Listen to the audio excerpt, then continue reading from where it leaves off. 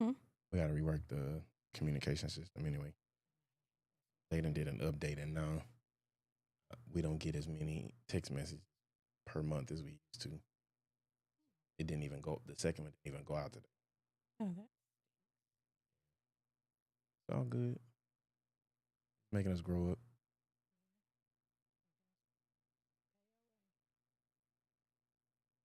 It was the.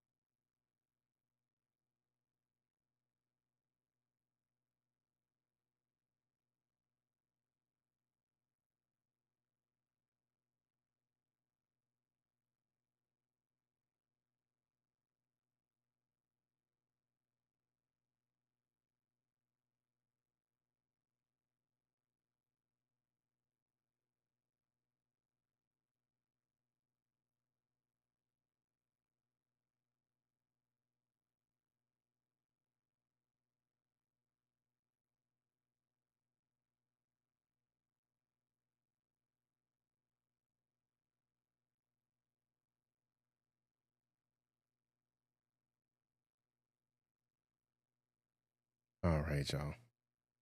We're going to go ahead and dive in and get started. Whew. Welcome to another night, another episode of Yoked, the Devo Sessions. Yes.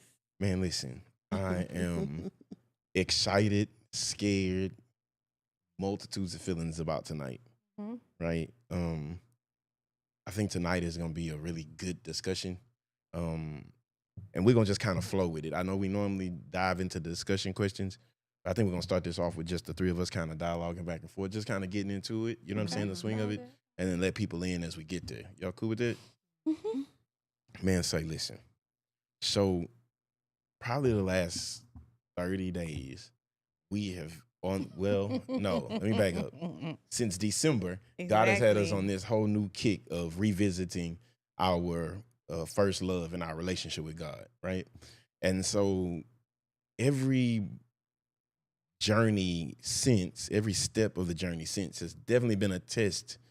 Because I think in order to get back to your first love, you really got to pay attention to where you are right now, 100%. right? Where your faith is right now, where your time is spent right now, where your intimacy is right. All of those things come into play. Yeah. And so for us, this journey has definitely been a reflection of our faith.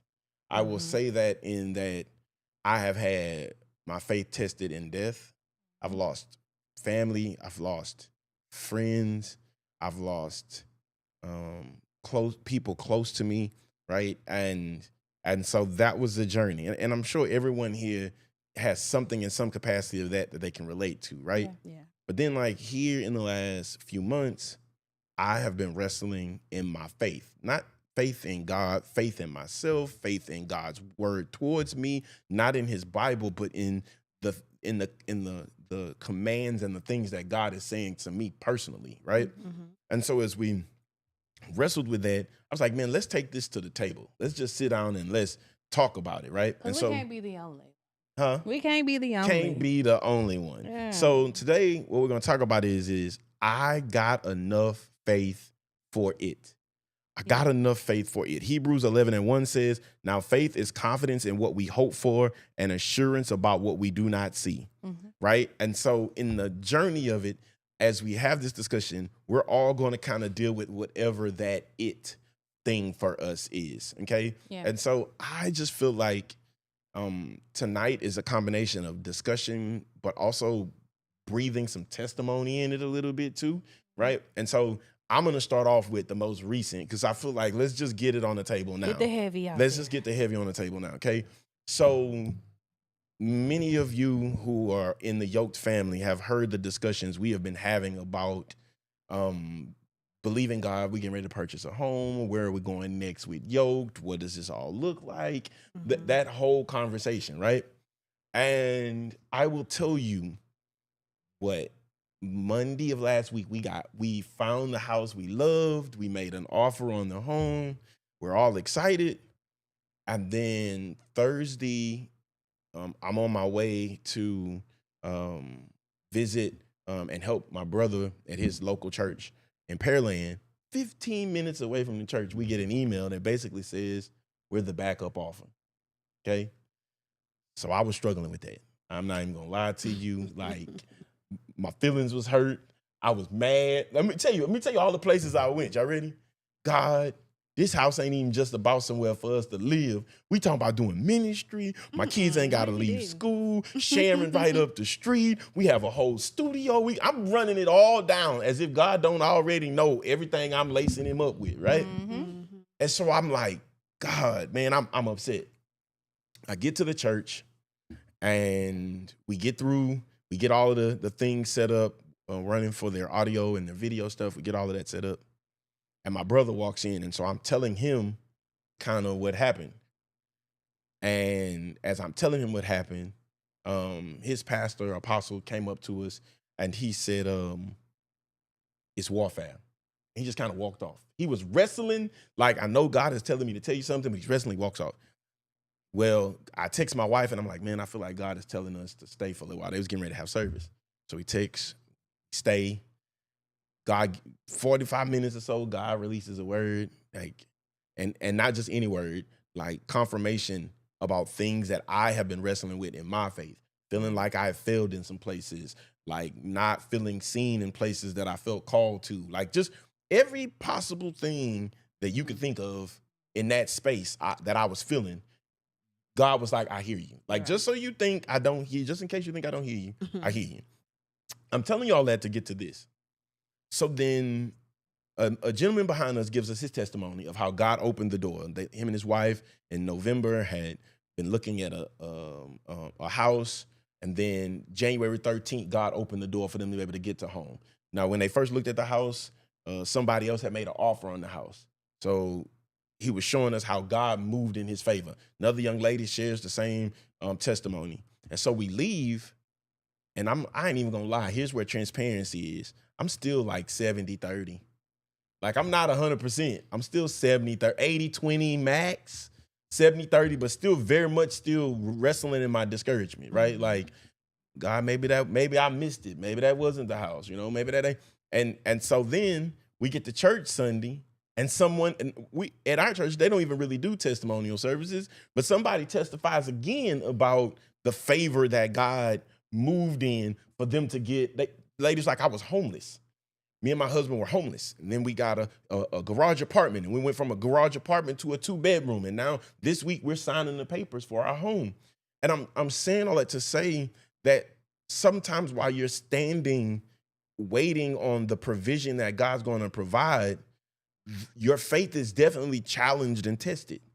And not just so much necessarily just not like, do I believe God is God? We're past that part. It's, does God want from me whatever this thing is, right? And so I just found myself wrestling, right? Like hardcore, straight up and down wrestling. And as if that wasn't enough, right, babe? Mm-hmm. Like, we come home and we processing the word that we were given. And so we were like, everywhere, one of the words that the apostle said was that in order to stand in it, you got to stand on it, right? Your confessions, your belief, right? Praying, believing God for it. So we were like, we want to go and pray at the property. We're going to go stand on the property, God, if it's your will, right? But it's in a gated community. So we were like, well, what we're going to do? We're going to just print it out on a piece of paper and we're going to stand on the papers. We still kept feeling like God said, go stand on the property, right? On our way home, we pull up to the gate. Somebody who live in the community happened to be pulling in behind us. Open up the gate. We went in. We stood before. And I say all that to say this part right here. I'm sitting there, and while I'm standing there, I think of the father who's praying for his son, and he says, Father, if it's me, help my unbelief, right? And it was in that moment of reflection that I realized that my faith has been bruised. right? You ever been believing God for something and then it didn't happen, or it didn't happen the way you believed? The first time you can get through that. But when it feels like a continuous thing, your faith is bruised. It's sensitive in places, right? And so in that moment, I realized that what it took to apply faith, I don't know if I had it in that moment. Just being real, like, I don't know if I have it. So I got to get back before God and get my faith in line and get my faith in check. Because I have enough faith for whatever it is God has called me to. I just got to make sure that I keep myself in alignment with God, that I make sure that my prayer time is dedicated, that my even, and in that prayer time, being real enough to say, God, I trust you, but I'm having a problem trusting you here. I'm having a problem applying faith here, right? And so in this season of returning to my first love, I discovered that there's been a kink in our relationship. And for me, it's that F word called faith. Or that T word. Trust. And so today, we're going to just dive in a little bit and we're going to deal with, like, where do you go? How do you apply faith? How do you work your faith when God has called you into something? And what he's called you into, it's bigger than the surface level of faith you have to apply, right? I was gonna add to your processing. Some of us, it's easier to work a faith that you see in progress, and then others of us, we have this blind, crazy faith. Like, you just blindly walk into something and be like, I am trusting God. I'm believing in His favor. I am standing one with God in this. And you don't have to see anything move. It's just like I'm just trusting. And in this season, I have come across not just us standing in that blind faith, but conversations with my sister. She's standing in some blind faith. So it's like, Lord, you're showing me that this is the season and that I'm not the only one in this season, because I see other people in it. Mm-hmm. It just may not be the revelation like the way I want to see it. It's revelation. It's just not like, I want you to tell me that this is a good thing. Yeah. It's revelation that, okay, you ain't the only one there. So it's a move happening. It's a shift happening. I'm requiring your faith and your trust, because there's other people that I am pulling their faith and their trust. So I have to accept that answer. It may not be the answer that I'm looking for, but I have to accept that one and say, okay, you're showing me, just not in the way I prefer you showing me. Yeah. And I think I have realized that it's more than just us living in that trust in God season. Yes. Right? And I'm going to tell you what's hard. What has been hard is I'm the type of person, I can deal with God's no. It's when you don't know if it's God that's saying no or if it's my faith that hasn't provided the yes. Mm-hmm. Right? Like, God is behind and in agreement with what I'm doing. He believes in what I'm doing. He's declared for me to do and established for me to do what I'm doing. But I've come across some hurdles. I've experienced some obstacles, and those obstacles have made me doubt. But then it's crazy because you look at the Bible and all of the great people who we worship, not worship, but we admire in the Bible, all at some place or another had their faith challenged at a high level. That's why they were able to trust God at a high level. Yeah. That's why they were able to operate in the high level. And it was funny because Sunday I had to preach, and I'm studying. We're dealing with like lessons from the prophets, right? Mm-hmm. And so we're looking at Elijah, and it's funny to me because I'm like, Elijah doesn't come into the equation till 1 Kings 17. But to see how he operates in 1 Kings 17, 18, and 19, you discover that he had to have had some crazy faith Yes. in the development phase. Yeah. Right? Because at 17, he's in operation. He's doing the thing. But somewhere before he makes his presence on the scene, him and God must have have had some experiences that afforded him the ability to really trust God. And I think sometimes we forget those experiences that we've had with God that have afforded us the ability to operate in the way that God has called us to operate. You know what I mean? It's almost like faith walked or faith perceived. Yeah. Like I perceive this person has faith because they're doing the motion. Mm-hmm. But faith walked, you'll see like the dips. You'll see the sway. You'll see all of the things. You'll see me when my faith is really, really strong. And you'll see me when my faith is like a mustard seed, but I still have the faith. Yeah. And it's okay. It's like people think that you gotta be perfect. And I don't. I don't have to be perfect. He said if you even had a mustard seed of faith, like if you realize how small that is compared to many of things, so small. If you could just give me the little bit of faith, you'll see a multitude of things. I think, and so that's what we're going to touch on. You had a scripture you wanted to read? Oh, okay. That's what we're going to touch on today. It's like understanding that faith sometimes doesn't give me full clarity, but it still requires my full commitment. Yeah. And I think the hard part for me in this season has been how crazy faith will make you look. Like everyone, remember when Mike Todd came out with Crazy Faith and everybody was all hyped up on crazy faith. But the thing is, to have crazy faith, sometimes it makes you look crazy in front of common folk. You know what I mean? It requires you to testify and to stand and believe God for something that still hasn't happened, but you're believing that God declared it will. So you have to stand in like Noah.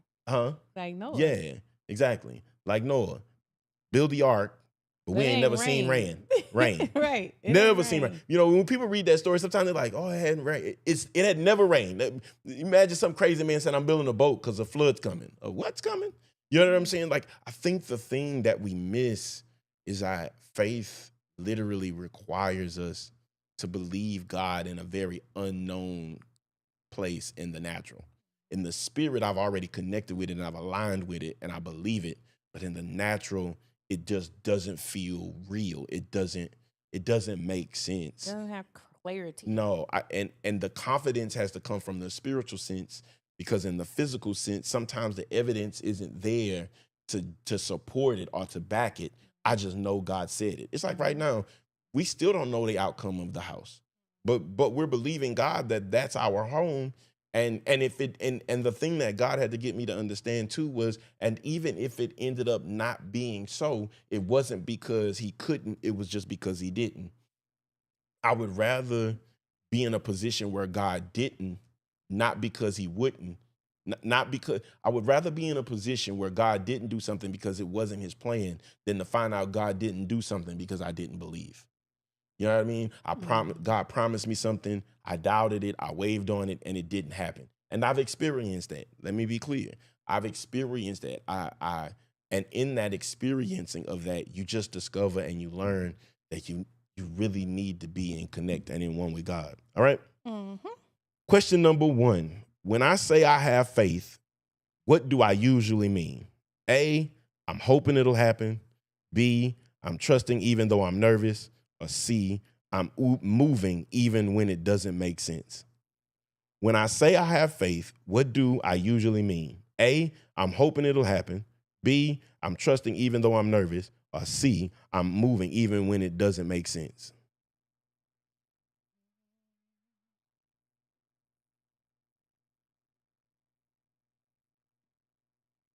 I can go first. I would definitely say C. I have definitely had quite a few times where I have been moving and it didn't make sense. Like I'm gonna give you an example because I just came back to my remembrance.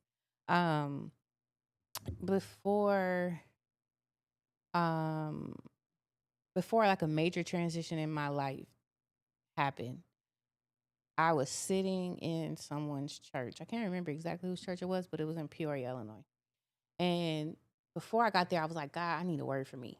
Like, I need something I can stand on. I need something for me. And when I went there, it was definitely something for me. But God gave me some direction of what to do when I left. He was like, get up at 5 in the morning while everybody else is asleep. Go stand on the porch and put your hands in the air. I was like, okay.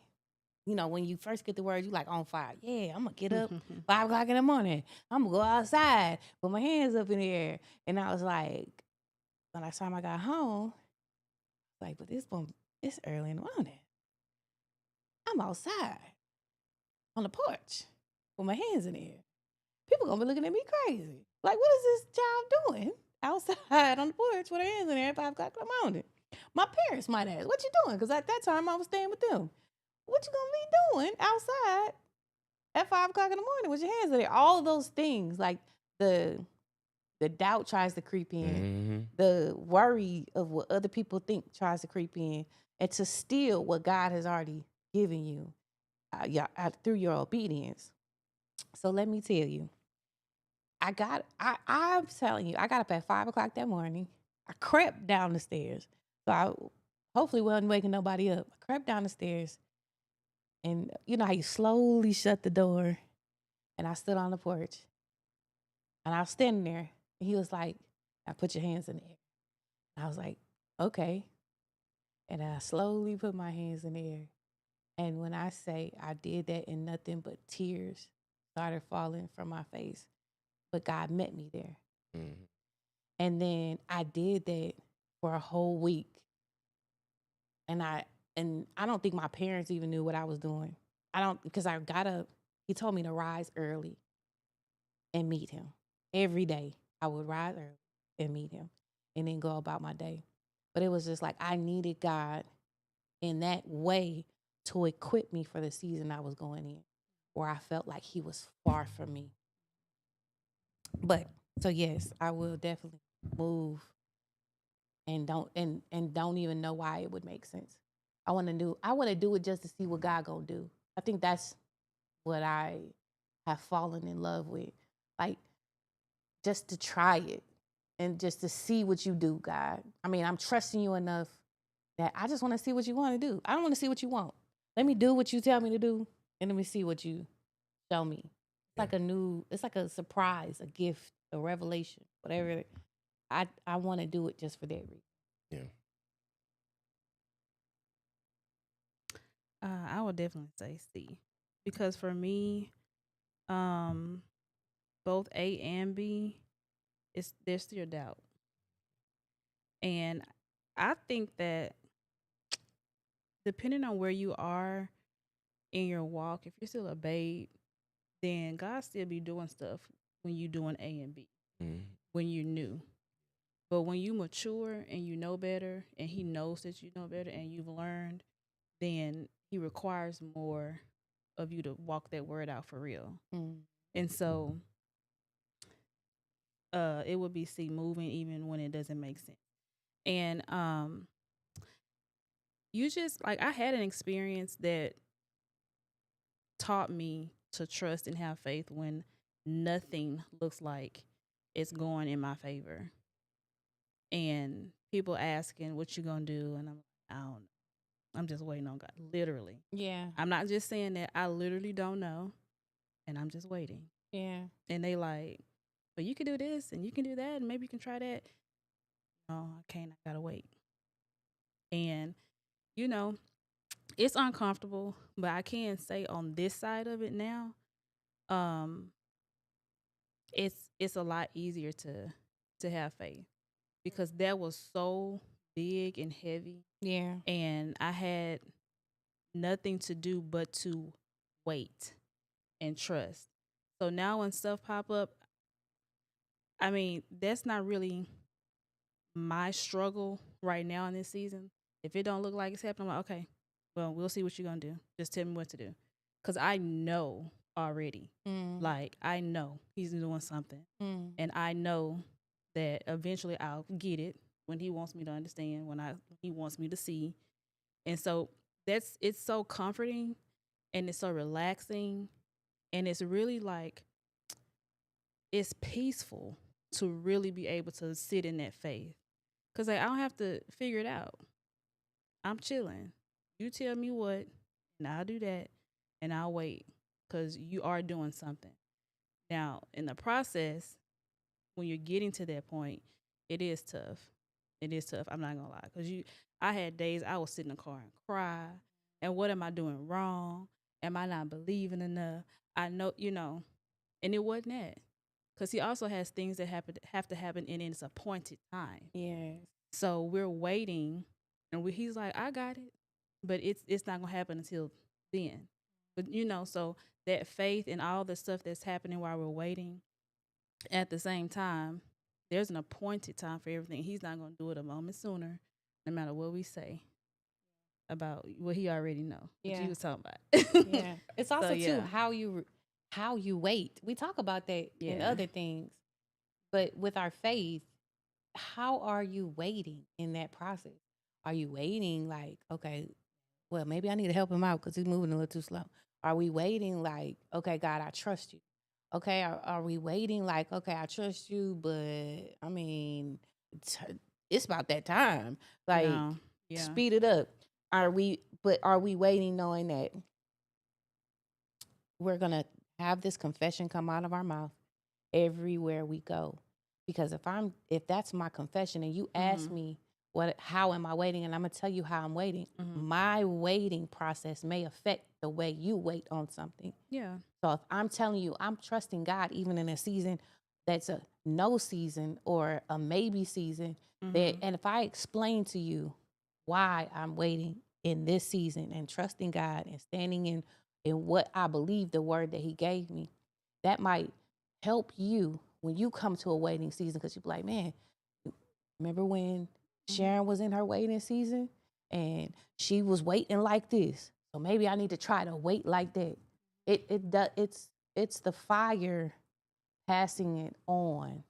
I'm showing you how to wait, and I can't show you unless we're talking about it.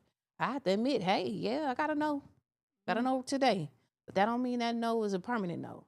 Yeah, and it's being honest about everything, because when you have these going, like I say, when you having faith about something, anything, I won't say really big, but just anything that you're waiting on. I was honest about every emotion, but I also didn't just Rest there. rest in I'm weary today. I had to keep reading the word, Yeah. and letting that word come against that, because it would make you start getting That into doubt. fleshly feeling. Yeah. So Yeah. I'm like, Lord, today, I don't know. I'm confused. I'm real confused. Like, I trust you. I know you're doing something, but today feels confusing. Yeah. Okay, what the word say about that? Yeah. And come right against it. Yeah. And when you keep doing that over and over again, I mean, the Holy Spirit really is your help. That part. Really is your counselor. Yeah.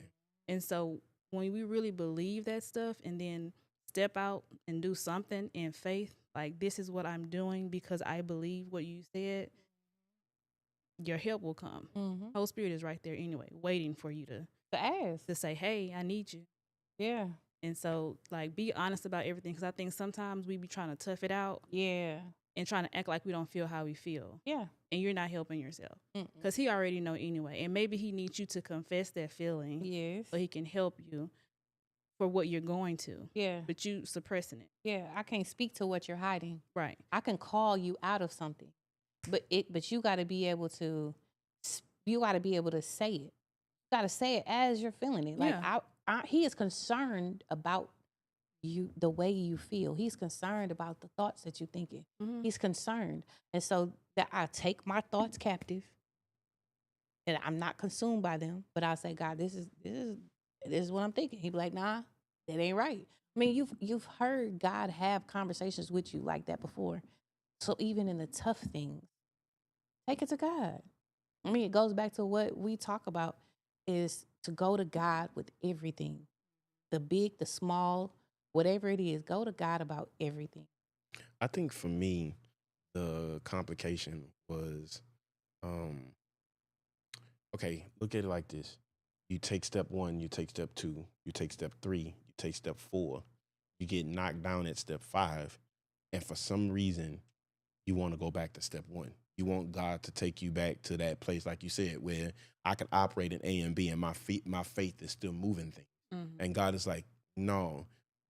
When you come out of it, you go back where I placed you. You go back at a 5, and you go from 5 to 6 and 6 to 7. And the reason I say that is because some of us are begging God to take us back to the place when it was all easy. And the reality of the matter is when I was a child, I thought as a child, I spoke as a child. But when I got older, I put away childish things. And that's not just in the flesh, that's in the spiritual sense as well. How I approach God, how I, handle my relationship with God, those things are often contingent on understanding that God is not trying to bring me back to the beginning, but still get me to the 10. Still get me to the 12 and the 13. And to do that, every time I fall, he can't send me back to 1. That part. I'm saying, because I mean, like, I ain't trying to pull up no cup of formula right now. Okay, I'm past that. My taste buds I'll probably throw up. Yes, okay. That's just the smell. It was hidden. But now, ew. Yes. Okay, so we have to continue to grow and mature. Yes. And if we've gotten where we are, he's with us at every part of it. So just keep letting this. And I think the other hard part too is when it's easy when faith hasn't required you to do anything yet. But it's when faith requires you to do something, if it's something easy, right? If it's faith is saying go to the mailbox, you don't look crazy going to the mailbox because you're going to the mailbox anyway. But when faith tells you to do something, like you look at the Bible and he says, Moses, stick your rod out above the river, above the sea, and the sea parts. Now, what happens if I stick this stick out there and that water don't part? And all these people back here behind me, Right? It's finna go down. They're like, what you doing? And they coming. They on our tail. You know what I'm so saying? you done brought us to this water and we about to drown. Yes, it's when God is trying to do something publicly sometimes, and it's on display that it's the most complicated. And for like in this season, for me, I want so bad to whisper about the season we're currently in. Right? Like I want so bad to whisper, and it's crazy because in so many rooms, God is like, tell the story. I'm like, tell the story. Like, tell the story.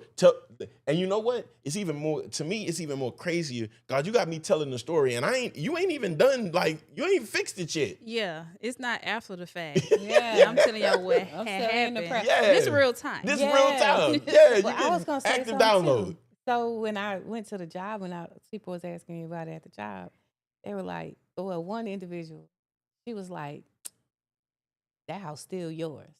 She was like, you didn't get a no. That's not right now. Yes. And I was like, you sure right. So then when somebody else came up to ask me about it, and she responded first. She was like, not yet. They ain't got it yet. I was like, oh, okay. And look like so now you jumping on the faith bandwagon. Thank you. But like, let the fire keep burning. Even like, okay, so like yesterday, the mortgage lender called, and he was like, I heard that the first offer didn't go through. And I was like, man, bro, I'm not even gonna hold you. I say, this is gonna sound crazy, but we're not even putting in an offer on another house to the end of the week. And he was like, wow. He said, wow. I was like, bro, I feel like God is saying, this is my house. Like, and I'm kid you not. Can I be real with you? As it was coming out of my mouth, my body was trembling. Uneasy. You felt uneasy, like, I'm saying something. I hope it's true. Yeah, right. I know. It's like, but it was like I felt like God was. And you know what's the crazy part? Even when I I open up the app throughout the week, like throughout the last couple of days, and I'm like, let me just start seeing if there's some other houses out there. I can't even invest the energy to look into another home. And I'm like, God, don't let this be that old crazy thing where like the buyers just don't want to let go of a house. I don't feel like we walked in a bunch of houses, but when I walked in this house, it was the feeling that I felt like God gave me, not the physical tinglers in your feeling. I felt the purpose. I felt the intention, right?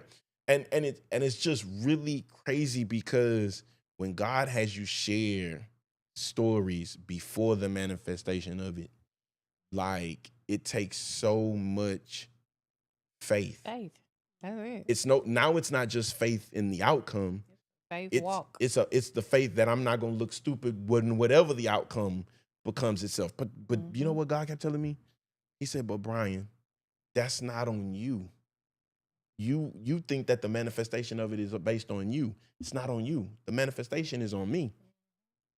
You just got to make sure that you stay in fellowship and communication and conversation enough to know the difference between my voice and your own voice.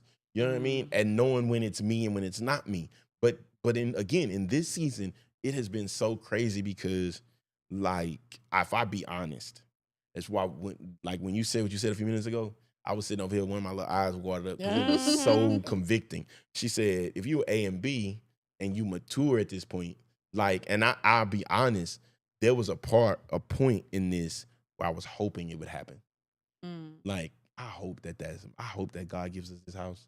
I hope that, like, the ministry that God has called me to, that God builds it, that God grows it. I hope. But then at the same time, like, I can't explain it. After I left service Thursday night, I felt the pivot in me. I felt something it almost felt like something that was disconnected, plugged back in. Yeah. You know what I mean? I got up that next morning. Like a charge. Yeah. I got up that next morning. I'm before God. Like that next morning, I'm before God. Why? Because not before God saying, God, please let me get this house. No, before God saying, God, somewhere in there, I lost the connect. And I'm not asking you to start me back off at one. Because to be real with you, like, not even on the faith, on the warfare sense, in spiritual warfare, the enemy not fighting you like a 1. He fighting you like a 5, even though you want to operate like a 1. Because he see you high, he see you more than what you see about yourself. Exactly. And He see where see you it from. going. He see you a mile away. He's like, Yes. oh, I gotta come hard with this one. Yes. But we don't think that we are carrying that much power. Nope. Yeah. Nope. And you know what? It was funny too, because one of the things that the apostle said to me was, he said, you don't even know how important you are to heaven. And I just looked, he was like, you don't understand how important you are to heaven. But the truth of the matter is, sometimes it's because life starts lifing and you start thinking God ain't looking. Like, and it's not that he ain't looking, it's like what you just said a few minutes ago. This is all a part of the process. It has to happen this way, right? And you think about it, like right now, all of the people who have heard the story that we are standing on the faith that God is going to do this thing. When God does said thing, those same people are going to be like, I was a part of the journey when all of the facts said no. Yeah. Right? When all of the facts said no, but these people believed God, that God was going to do something about it, and he did. Question number 2. What do I currently have just enough faith to start? A conversation I've been avoiding. B, a project God gave me months ago. Or C, a boundary I need to finally set. What do I currently have just enough faith to start? A conversation I've been avoiding. B, a project God gave me months ago. Or C, a boundary I need to finally set.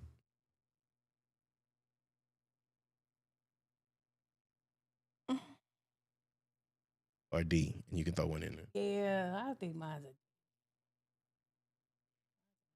like, I don't have a conversation I've been avoiding.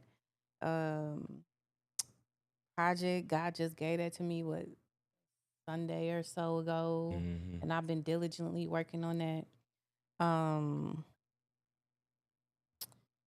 a boundary I need to set. No, I don't really have no boundary I need to set. I'm pretty okay there. I would say maybe a D would be,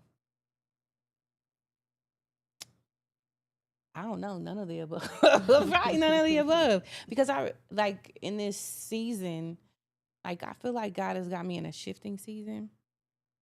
And in that shifting season, it's kind of like using all of the things he equipped me with before and showing me that, okay, Vanessa, now is the time to shift and apply these things. So it's good to have knowledge, right? It's good to have understanding and clarity and all those things. But what is life changing is application. And so I was in a season of all of the getting and understanding,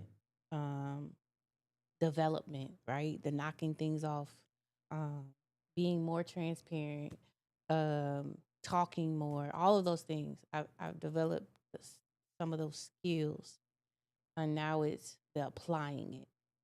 So I'm studying more.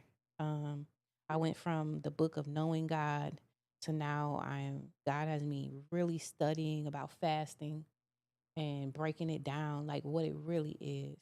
And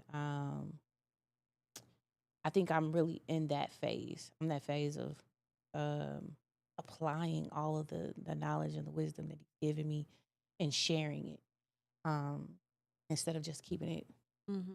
in small circles. I'll be like, oh, okay, where I'm comfortable, I'll share. It's just like, no, Vanessa, you have a lot of wisdom, knowledge, and understanding, and don't count yourself short. Don't count what you um, have experienced with me, with God, with all of that. Don't count that short. Don't think of it as nothing when it's a lot. I think when I answer the question, what do I currently have just enough faith to start?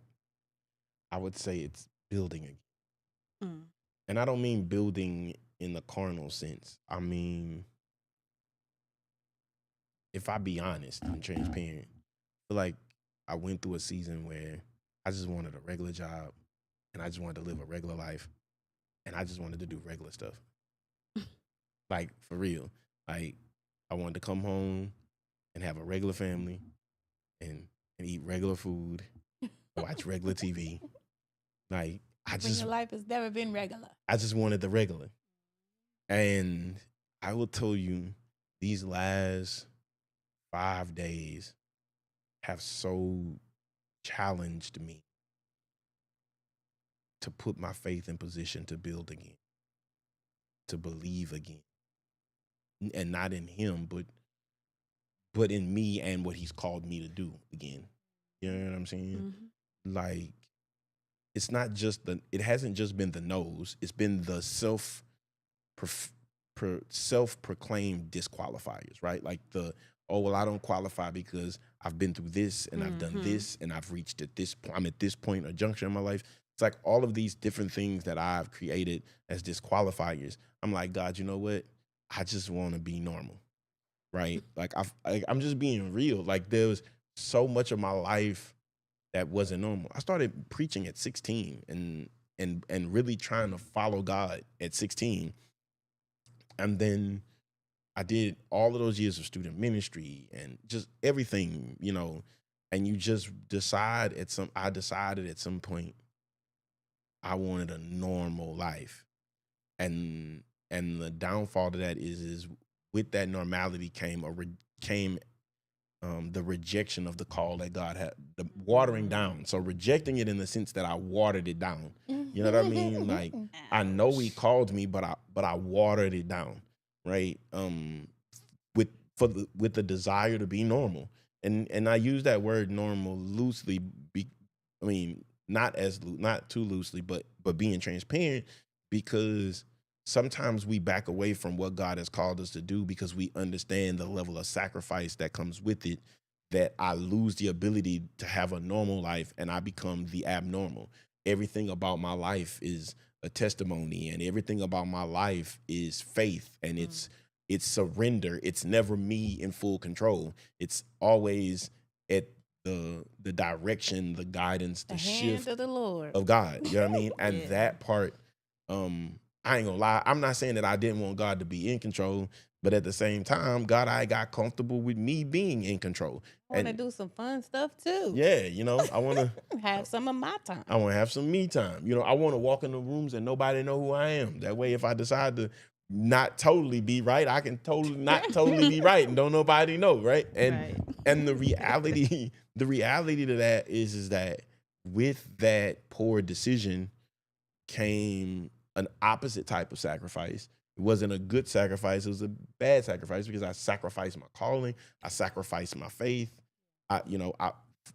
It's just a long listing, a long flow of things. But one of the things that I have learned in this, and I'm going to pass it over to Sharon. One of the things that I have learned in this is is stop pursuing the idea that I needed to be perfect and just surrender to the place that I just needed to be present and participate. Yep. And that's I'm not saying that that's been easy. Like it's not easy because the analytical part of my brain thinks that when I do anything that it should be at its perfected level. If I preach, it should be perfected. If I'm doing camera and video, it should be perfected. If I'm being a husband, it should be perfected. If I'm being a father, I should be doing it at the perfect place. But the truth of the matter is, and then when you find out that there is an imperfection in your parenting, or an imperfection in your husband being a husband, or your imperfection in your, your preaching or your calling, then you begin to doubt the fact that you were called to it, or I qualify for it. But the reality is that God wasn't looking for your perfection because he already knew you were imperfect. He was looking for you to participate so that he can make up in the places that you lacked perfection. Yeah. You know what I mean? I don't have to be it all.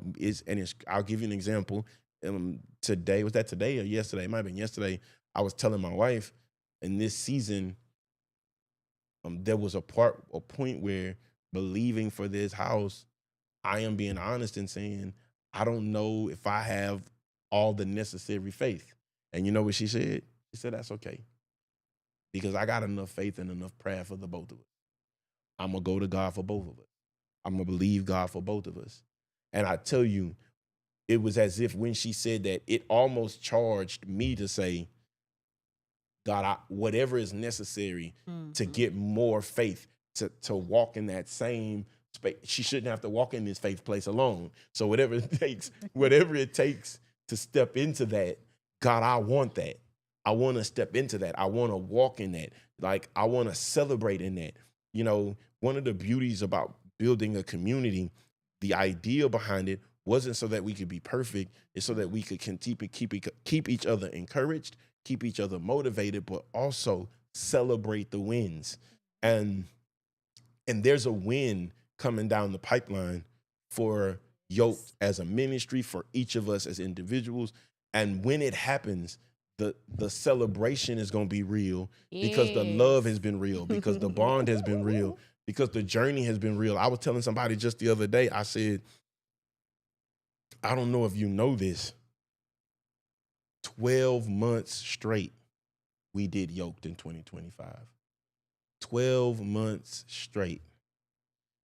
And God did not see that. That didn't go unseen by God. God gave us a charge in January that one of the things that was robbing us was the lack of consistency. So God put us in a position to be consistent and removed all possible excuses. Like every possible excuse that, oh, well, I don't have time. Don't worry. Your job is going to need you, but it's not going to need you like it used to need you. Here's a bunch of time.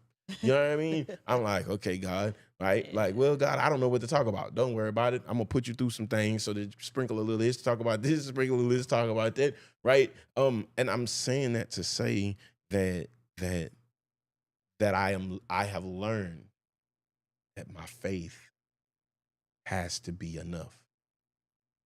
It has to be enough because it's not intended to be perfect. It's intended to participate. Mm-hmm. And so when you add my faith to God's word, it has to produce. It has to perform because God declared it. I believe it. Mine is B. Is that the one talking I about knew. doing Yeah. You already knew. I knew that. I knew you was going to say that. When I looked at it, I said, I know what Sharon about to say. Yep. It's B. It's been plenty of things. I don't say that proudly, but there have been plenty of things that he told me to do. Ain't done yet. And part of it is two things that you said, actually. That perfectionism thing. Once I got into editing and all of that, I mean, everywhere I go, the girls be waiting for me to say, oh, they, because I'm always seeing like, oh, they could have tweaked this a little bit. That. But that's also, for that perfectionism can be like fear. Yeah. A part of fear. And also, you saying you want to live a regular life. And for some reason, I feel like, because a lot of what he's telling me to do is to use my voice to profess things and share things. publicly and online, and it's not like I'm not ashamed of God because I post stuff about God all the time, but it's not my content Yeah. and my voice. Yeah. And so I feel like it might go somewhere. And I'm like, I don't want to be known like that. Yeah. You know? Yeah. I don't want to, Yeah. I just want to live a regular life. I want to still go places and, I just know people because we went to church together or we Yeah. went to school together. Like, I feel like it may be bigger. It may become eventually bigger than what I know of right now. I just feel that. And I'm like, I'll just stay over here in my corner. And I'll just post, cute Jesus memes. I'm still telling them about you. I'm not being unashamed. I'm not being ashamed. Yeah. Like, yeah, but that's not what I told you to do. Yeah. I need you to use your voice. I want to come out of your mouth specifically. I was like, okay. So that's my thing. Not doing the projects, which I'm about to do because, I kind of got some accountability right here from last week. So I was like, okay, now I got to do something because somebody know. Somebody in on it. So I need to do it so I can do what I say I'm going to do. And that's the part that's hard. Yeah. Like, I think that's not the part that's hard. That's the part that's good. That's the part that's good. It's Somebody having that step in partnership of good. accountability. It's good. It's, it's uncomfortable, but Because y'all are that for me. Like, I kid you not. There's no way that I would have rocked out 12 months consistently every week, driving 45 minutes to the studio, prepping up lights and turning on cameras. I wouldn't have done it. Huh? I came in on the back end. But there was this accountability. Yeah. There was this accountability on both ends. Not just you being on set. Sharon, you would get on call and you would push. Like, hey, I was, she would unmute her mic. Hey, I got this. Hey, I got that. And you realize not that it's working because you knew it would work because God called it. You see the need. Yeah. You see God's hand and God's voice in it. And that's where the pivot. So that accountability, we all needed that. I ain't gonna lie, it works for me too. Yeah.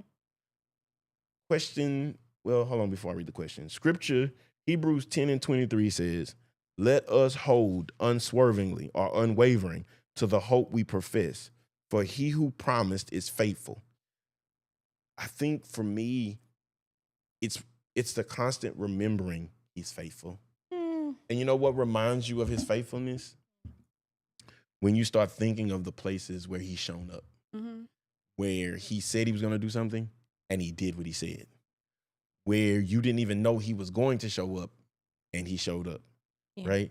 He's faithful, right? And in his faithfulness, regardless of the outcome, it's going to always be the outcome he intended, long as I keep it before him, long as I stay submitted and surrendered to him,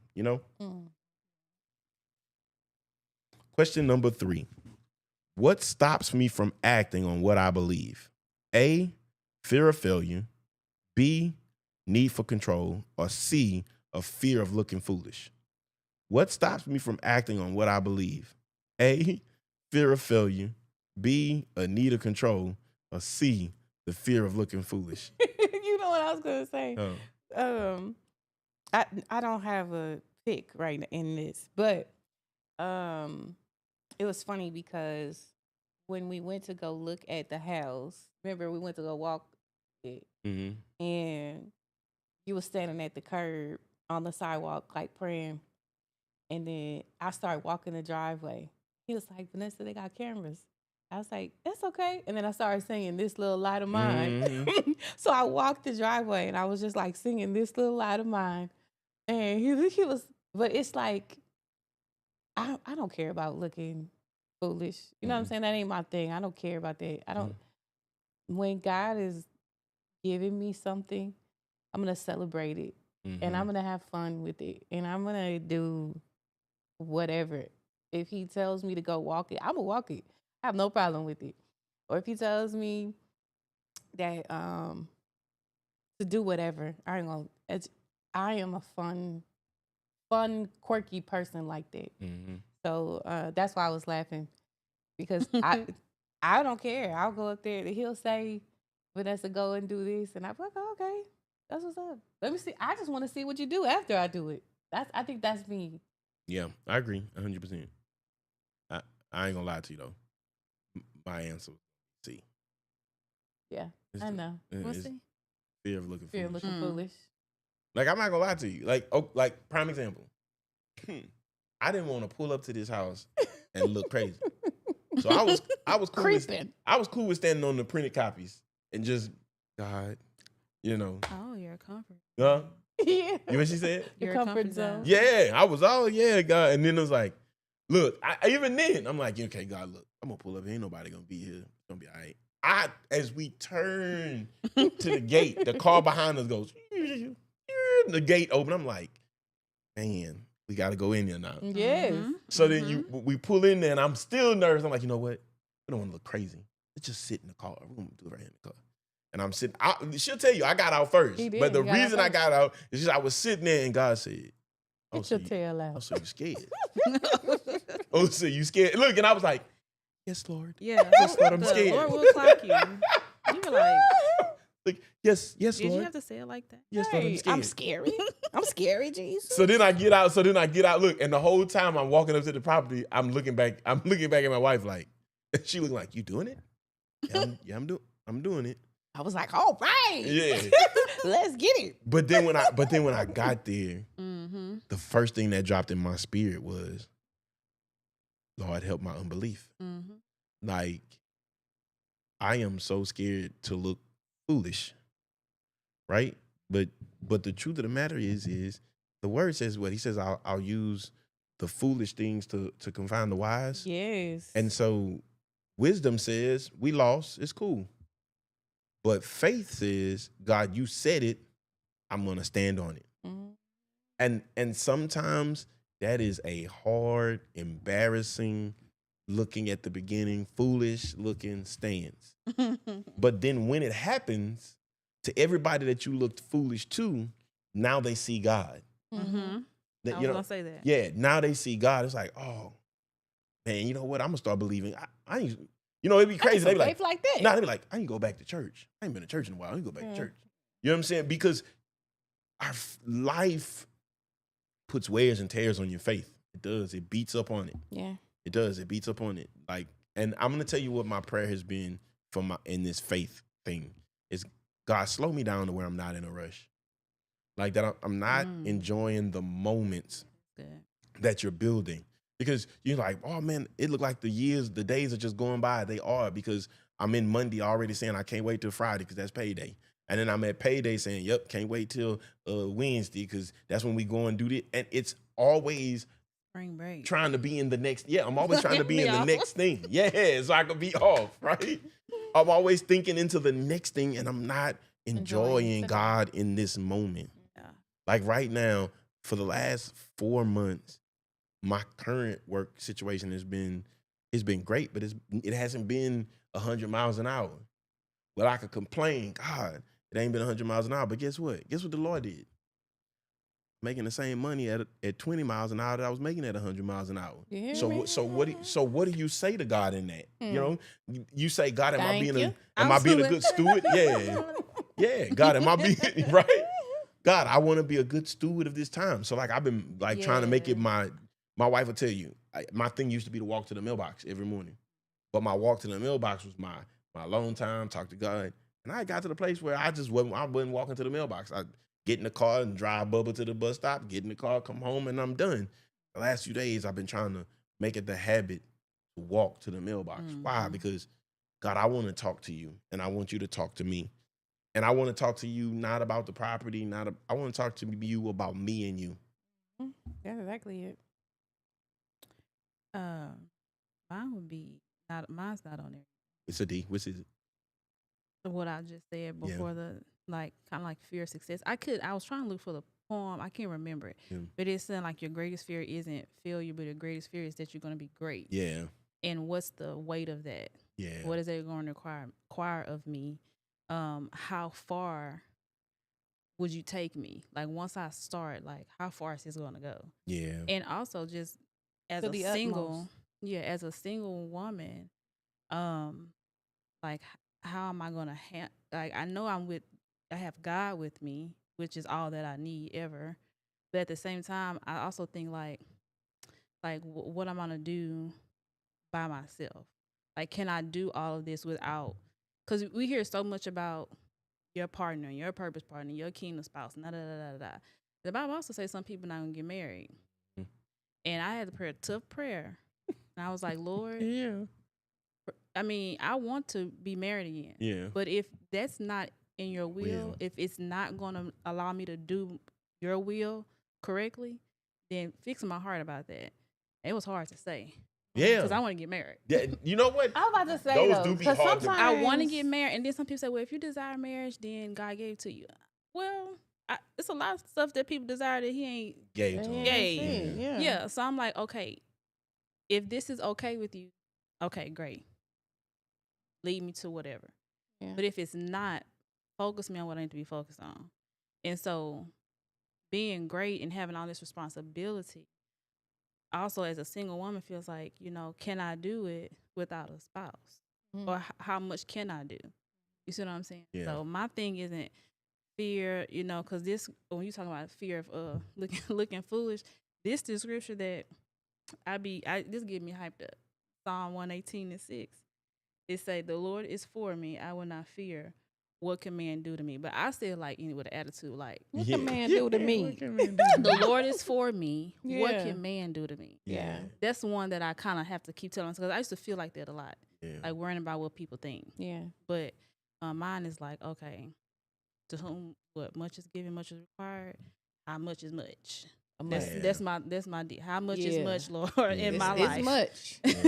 How much is much for me? What we doing? Yeah. It's like all of that you thought was much. Take Wasn't it up that- 2 more times. That wasn't nothing. And that give you the minimum, because it's so much. Yeah, like we ain't even got to the real. Yeah, we ain't got to the real deal yet. Nitty gritty yet. Yeah. So That's true. this is the last question, but I'm not gonna ask one of these questions. I'm gonna reword it because Okay. I want. It's not gonna be an A/B. We're gonna kind of talk about it. Yeah. Okay. What is something we're praying for but not preparing for? Like I go to God and I say, God, what is it that you would have of me? And God says, like right now, God says that house is yours. How am I living in preparation for what God has already declared is to happen? Oh yeah. Like how am I living in, because to prepare for it is to accept it even though it hasn't really manifested yet. Yeah, that's faith. So Walking how do you it out. like those things? Okay, I'm gonna be specific since we Yeah. all know, right? I know what God has told you. You've accepted what God has told you, right? Okay. How are you preparing for what God has told you? I don't think that's actually talked about a lot in church.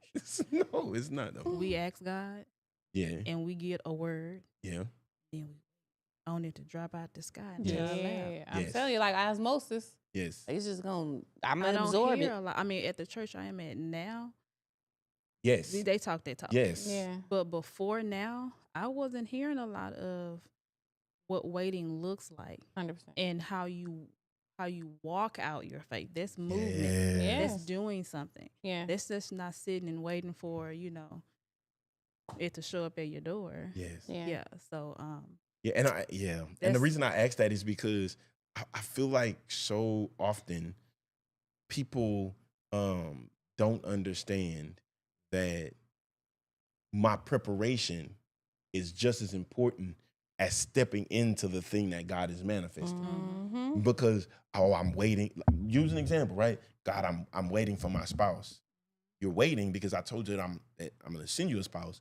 But now, what are you doing in preparation while I'm preparing your spouse for you? Yeah. God, I'm preparing for the home or the job or whatever the thing is that God is telling you He's getting ready to do. How are you preparing? And let me be specific. That question isn't like specific. It's really general. What I mean is, I'm not saying, have you already started picking out your light fixtures? Have you started picking out your duvets? And no, what I'm saying is in that season, what has God? Are you listening to God to hear God say what are you doing between now and the manifestation of that thing? Mm-hmm. What are you doing? How are you preparing? And that's important what you said. How is he listening to God? Yes. Because we can do a lot of stuff that is not in the direction that God wants us to be doing. We just busy. Yep. That was good. And I think because I've always had this. God has always had me in living in the process of this. He says the warfare happens between God speaks and God manifests. The enemy is raising the most trouble, producing the most fight between when God gave you a word and that word coming into life. And the reason is because if I can get a hold of that word between the fight, I can strip you of what it is God's trying to do. And so sometimes some of us think preparing is doing nothing. It's like, you know what, God told me I'm gonna have it, and I'm gonna just sit here and wait for him to bring it to me. Better make sure that was God's plan. Because sometimes while God is getting that thing prepared for you, he's getting you prepared for that thing. It's like, okay, God, you preparing me. I'm saying, God, I need this house. He's like, okay, but now there's some things I got to get prepared in you to be able to step into that house. Because with that house is going to come the responsibility, the ministry thing, the life thing, and the house thing, and the keep it clean thing, and the energy efficiency thing, and the plumbing thing, and right? And there's all of these other little details of things. The things that you see and the things that are beyond your perspective to see that God is trying to bring to your enlightenment before he brings you into that season. That's why when that lady said they were a good steward. Yeah. And she said they started off, when they first started off, they were homeless. And then they got a garage apartment. And they were a good steward over that garage apartment. Then moving into the 1 bedroom, the 2 and the 3, and then purchased their new home. But it's all about how you steward it. It's stewardship. Like, God, you've given me this thing, and I'm going to treat it wisely. I'm going to handle it wisely. I'm going to make sure that I do all of the things that I'm supposed to do. I'm going to be a good steward of my home. And so, in preparation for your new home, you still have to be a good steward of what he already gave you. Be a good steward of the job that you already have before I can bring you into a season of a new job. Be a good steward of the time that I've given you before I can say, I'm going to give you more time. What I'm going to give you more time to do? To lay down, take naps, and eat bonbons? Ooh. It just don't work. It don't work. So I got to be a good steward of the thing that I'm asking God to give me more of. For gratefulness. So people don't really see how much weight gratefulness has. Because with anybody, how much more likely are you to give them more once you see that what you gave them, how they handled it? Whether it's your children or friend or a family member. Like if you gave them something and you was like, oh, they did everything they're supposed to do with it, or they did their best, they treated this right, I don't mind giving more. Yeah. But when you see that they ungrateful or they misused it, or why would you give them more to just see it go to a waste again? So I mean, if we're like that, what do you think? How you think God feel? He owned everything. It's all his. We just borrowing it a little bit. Earth, world, and they that dwell therein. All right. Well, guys, we're gonna put a pin in it. We're gonna pray and get us on out of here. If you have any prayer requests, you can drop it in the comments. Father God, I thank you for the privilege and opportunity to come before you in prayer. I thank you for your revelation. I thank you for the elevation of our faith. Thank you for direction. God, I just pray, God, that you would continue to grow us, touch us. God, lead, guide, and direct us. God, I just pray, God, that you would make yourself that much more known to us and the community in which you have in us build. God, I pray a prayer of protection over the ministry, over the leaders in this ministry, over the people in this ministry. God, continue to protect us and keep us. Continue to give us direction. God, these are many of the blessings we're asking your darling son in Jesus' name. Amen. Amen. Yeah. All righty.